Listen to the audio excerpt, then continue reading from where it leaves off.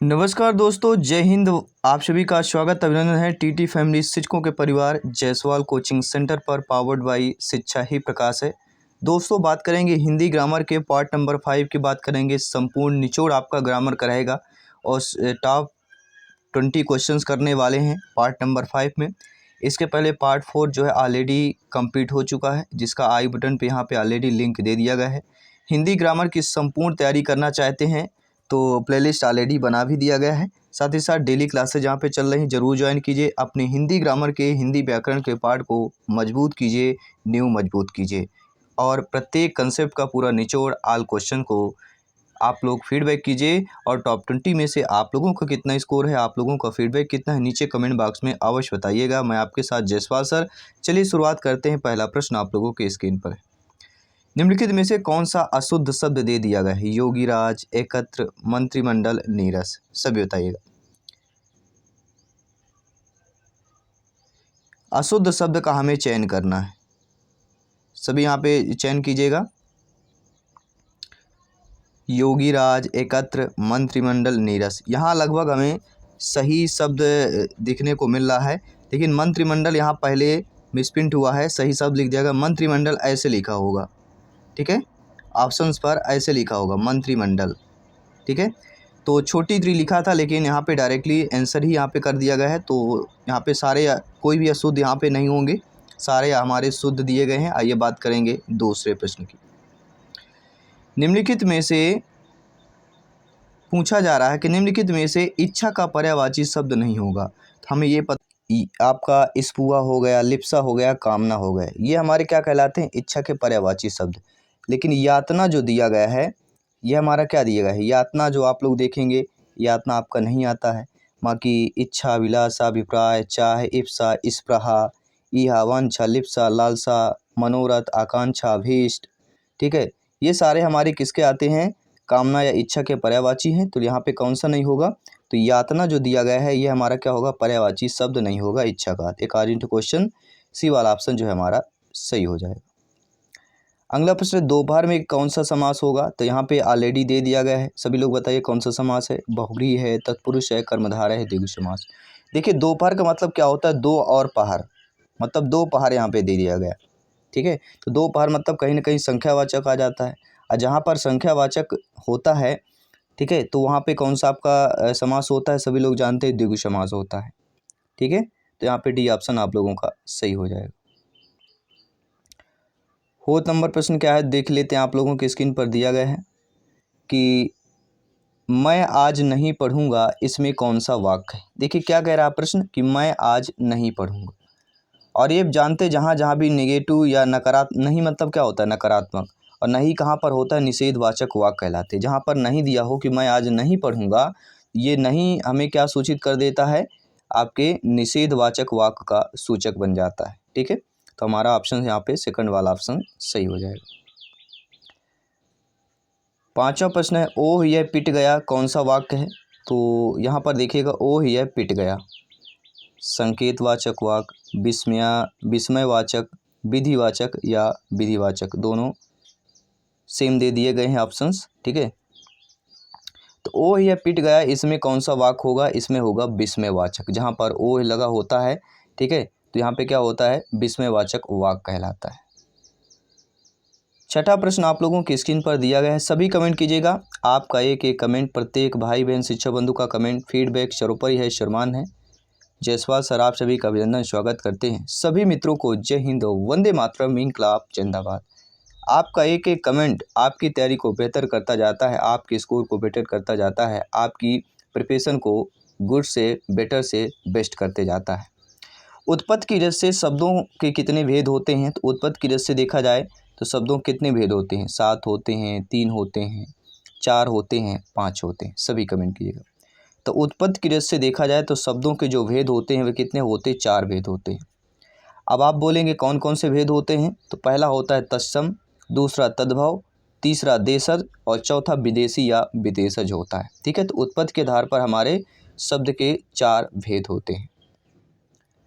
अगला प्रश्न है, छत्रक, छाछत्री का, त्रातशूल का, ज्ञानी, ये तीनों कौन से व्यंजन कहलाते हैं? संयुक्त व्यंजन, तावर्गीय व्यंजन, ऊष्म व्यंजन या इनमें से कोई?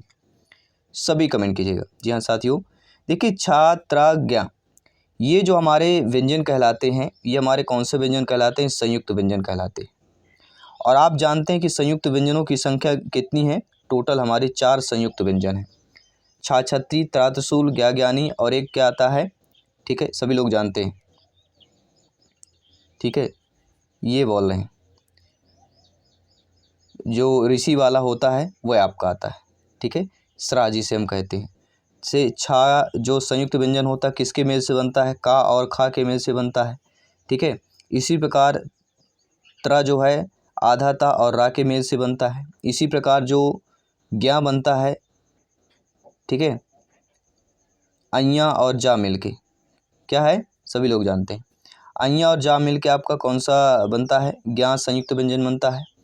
एंड स्रा का आधा सा और रा मिलके आपका स्रा का बनता है। जैसे श्रवण हम लिखते हैं ना, श्रवण लिखते हैं तो ये वाला शाह आ जाता है। तो हमारे संयुक्त व्यंजन 4 होते हैं। किन किन से मिलके बनता है ये भी हमने आपको बता दिया, क्योंकि एग्जाम में किसी भी टाइप से प्रश्न पूछा जा सकता है। अगला प्रश्न है, यदि तुम चलो तो मैं भी चलूं, यह कौन सा वाक्य होगा? निषेध वाक्य, विस्मयवाचक, संकेतवाचक या आज्ञावाचक? देखिए आप सभी लोग अच्छे तरीके से जानते हैं, यदि तुम चलो तो मैं भी चलूं, ये जो वाक्य हो जाता है मतलब क्या है? अगर तुम चलोगे तो मैं भी चलूंगा, मतलब कहीं ना कहीं संकेत दिया जा रहा है। संकेत दिया जा रहा है कि कहीं ना कहीं अगर आप कमेंट करते हैं तो हम, ठीक है, आप कमेंट करते हैं तो और भी दोस्त कहते हैं मैं भी कमेंट करूंगा। ठीक है, तो कहीं ना कहीं यदि तुम चलो मैं भी चलूँ, ये वाक्य हमारा कैसा आ जाता है? निषेध, क्योंकि निगेटिव तो है नहीं। आज्ञा भी नहीं हो रही कि जाओ तुम इधर जाओ, जाओ तुमको यहाँ जाना है, ये आज्ञा हो जाता है। लेकिन यहाँ पे क्या हो जाएगा? संकेत की बात करेंगे। ठीक है, अगला प्रश्न दिया गया कि स्वर्ग प्राप्त में कौन सा तत्पुरुष समास होगा? कर्म तत्पुरुष, संप्रदान, संबंध, करण। देखिए आप सभी लोग जानते हैं यहाँ पे कंफ्यूज बिल्कुल क्रिएट हो रहे हैं, लेकिन एग्जाम के पहले कंफ्यूजन यही सारी दिक्कतें आ जाती हैं। तो स्वर्ग से प्राप्त नहीं होता, स्वर्ग को, क्योंकि स्वर्ग को जाता है लोग। स्वर्ग को प्राप्त मतलब कहते हैं कोई जब डेथ हो जाता है तो उसको कहते हैं स्वर्ग से प्राप्त नहीं, स्वर्ग को प्राप्त हो गया। तो कर्ता ने कर्म को, ठीक है, तो कर्म तत्पुरुष हो जाएगा। तो यहाँ पे विच्छेद क्या हो जाएगा? को के अर्थ की बात करेंगे। ठीक है, चलिए अगला प्रश्न देख लेते हैं। विशेषण कितने प्रकार के होते हैं? 8 प्रकार के, 4 प्रकार के, 5 प्रकार के, 2 प्रकार के होते हैं। नीचे कमेंट बॉक्स बना हुआ है, सभी फटाफट अंदाज में अपना अपना फीडबैक बताइए, अपने स्कोर को बेहतर कीजिए, अपनी तैयारी को जांचिए और परखिए। ठीक है, तो विशेषण कितने प्रकार के होते हैं? विशेषण 4 प्रकार के होते हैं। अब आप बोलेंगे कौन कौन से होते हैं? तो पहला विशेषण होता है गुणवाचक विशेषण, संख्यावाचक विशेषण, परिमाणवाचक विशेषण और सर्वनामिक विशेषण। तो विशेषण हमारे 4 प्रकार के होते हैं। यथा संभव में कौन सा समास हो जाएगा? समास से भी प्रश्न आते हैं। तत्पुरुष हो गया, कर्मधारय हो गया, अव्ययी भाव हो गया, द्विगु समास हो गया। ये ऐसे आपके शब्द हैं जो लगातार आपके एग्जाम पर, कॉम्पिटिटिव एग्जाम पर पूछे जाते हैं, गवर्नमेंट एग्जाम में ग्रामर के जिससे देखा जाए। तो यथा संभव में कौन सा समास होता है? तो सभी लोग जानते हैं यथा संभव में अव्ययी भाव समास होता है। थर्ड ऑप्शन यहाँ पे सही कर लेना।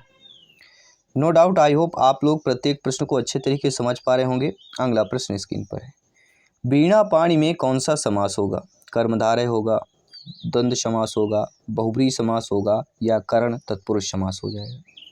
देखिए यहाँ पे वीणा पाणी दिया गया है, तो वीणा पाणी में जो समास होता है वहाँ पर बहुब्रीहि समास हो जाता है। और बहुब्रीहि समास का विच्छेद आप सभी को पता होगा। ठीक है, किसी तीसरे का अर्थ की बात करते हैं। ठीक है, अगला प्रश्न आप लोगों के स्क्रीन पर है, द्विअन्नी में कौन सा समास होगा? बहुब्रीहि होगा, अव्ययी भाव होगा, कर्मधारय होगा, द्विगु समास होगा। देखिए द्विअन्नी दिया गया है। द्विअन्नी मतलब एक अन्नी प्लस एक अन्नी जोड़ा जाए तो 2 अन्नी बनता है। ठीक है, पुरानी ये है जो हमारे आज जो रुपया 5 रुपये 10 रुपये चलता, पहले अन्नी, चवन्नी, ऐसे सारी चीज़ें चलती रहती थी। ठीक है, मुद्रा के चलन में पहले अन्नी, 2 अन्नी, 8 अन्नी, 4 आना, 8 आना, ये सारे चलते थे। द्विअन्नी में जो समास होता है 2 अन्नी मतलब कहीं ना कहीं संख्या की बात कर रहे हैं, तो कहीं ना कहीं हम द्विगु समास की बात करेंगे। डी ऑप्शन यहाँ पर सही हो जाएगा। अगला प्रश्न जो बहुत ही कंफ्यूज क्रिएट करता है, पदबंध कितने प्रकार के होते हैं? कहीं अक्सर आपको 3 दिखेंगे, कई सारे आप 3 प्रकार लेते हैं, लेकिन पदबंध के प्रकार की बात करें तो कितने होते हैं? पदबंध के प्रकार आपके 8 प्रकार के होते हैं। कौन कौन से होते हैं? देखिए पदबंध में विकारी और अविकारी दोनों प्रकार के शब्द हो सकते हैं, और वे मिलकर व्याकरणिक इकाई पद का कार्य करते हैं।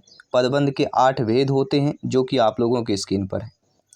संज्ञा पदबंध, सर्वनाम पदबंध, क्रिया पदबंध, विशेषण पदबंध, क्रिया विशेषण पदबंध, आपका संबंध बोधक पदबंध हो गया, समुच्चय बोधक हो गया और विस्मयादि बोधक पदबंध। ये हमारे 8 पदबंध होते हैं।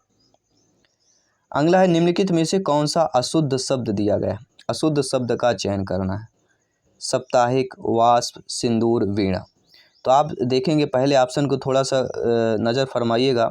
देखिए सप्ताह में आपका ऐसा होता है, लेकिन कहीं ना कहीं जब साप्ताहिक लिखा जाता है तो अपने आप में साप्ताहिक क्या आता है, साप्ताहिक आ जाता है, मतलब कहीं ना कहीं बड़ा सा आ जाता है। ठीक है, तो यहाँ पे हमारा ये अशुद्ध लिखा हुआ है, पहला ऑप्शन सही हो जाएगा। निम्नलिखित में से कौन सा अशुद्ध शब्द दिया गया है। आशीर्वाद, ईर्ष्या, अनुकूल, नक्षत्र। सभी बताइए। देखिए आप लोग ऑप्शन नंबर डी पर थोड़ा नज़र फरमाइएगा कि नक्षत्र किस प्रकार लिखा जाता है। ये आपका नक्षत्र है, यानी कि छा छतरी वाला होना चाहिए। और यहाँ पे आपको क्या लिखा है, छा छाता वाला छा लिखा हुआ है। तो कहीं नहीं कि हमारा जो डी ऑप्शन दिया गया वह अशुद्ध हो जाएगा। बाकी आशीर्वाद सही है, ईर्ष्या सही है और अनुकूल सही शब्द दिए गए। अगला प्रश्न है निम्नलिखित में से कौन सा शब्द जो है आग पर्यायवाची शब्द नहीं है। देखिए आग के पर्यायवाची शब्द यहाँ पे पूछा गया है। तो आप सभी लोग जानते हैं कि हुताशन, वायु शखा, विभावसु ये हमारे आग के पर्यायवाची हैं। लेकिन विप थगा जो है आग का पर्यायवाची नहीं। तो विप थगा किसका पर्यायवाची होता है। विप थगा आपका सरिता, नजदा। ठीक है, और विप थगा कैसा संज्ञा है, एक स्त्रीलिंग है, ये भी आपको ध्यान देना है। विप थगा शब्द जो है कौन सा लिंग पर है, स्त्रीलिंग पर है। अगला प्रश्न निम्नलिखित में से कौन सा शब्द पानी का पर्यायवाची शब्द नहीं है। देखिए पानी का पर्यायवाची अगर बात करें तो मेघ पुष्प होता है, नीर होता है, अम्ब होता है, लेकिन सर यहाँ पे आपका नहीं होता है। इसलिए according two questions right option number कौन सा हो जाएगा, बी ऑप्शन यहाँ पर सही हो जाएगा। अगला प्रश्न आप लोगों की स्क्रीन पर दिया गया, बहुत ही अच्छा इंटरेस्टेड प्रश्न है। सभी लोग फीडबैक कीजिएगा और आउट ऑफ 20 में से आप लोगों का स्कोर क्या है, आप लोगों का फीडबैक क्या है, नीचे कमेंट बॉक्स में अवश्य बताइएगा। तो 19वां प्रश्न आप लोगों की स्क्रीन पर है कि निम्नलिखित में से कौन सा शब्द जो है घर का पर्यायवाची शब्द नहीं होता। तो सभी लोग जानते हैं घर यानी शाला, सदन, निकेतन होता है। और पावक सभी लोग जानते हैं घर का पर्यायवाची नहीं है। तो पावक किसका पर्यायवाची है, आपको कमेंट करके बताना है यहाँ पे कि पावक का पर्यायवाची क्या हो जाएगा। ठीक है, और अंतिम 20वां प्रश्न आप लोगों के स्क्रीन पर है कि सर्वनाम कितने प्रकार के होते हैं। 9 प्रकार के, 8 प्रकार के, 10 प्रकार के, 6 प्रकार के। नीचे कमेंट बॉक्स बना हुआ है, अपना अपना फीडबैक बताना है, अपना अपना कमेंट बताना है। और संपूर्ण सिलेबस से लिए गए हैं, डेली क्लासेस जहाँ पे चल रही है। टॉप 20 में से आप लोगों का स्कोर कितना है ज़रूर नीचे कमेंट बॉक्स में बताइएगा। मैं आपके साथ जयसवाल सर जल्द मिलता हूँ आपकी इंग्लिश क्लास पर। सभी मित्रों को जय हिंद, वंदे मातरम, धन्यवाद सभी का।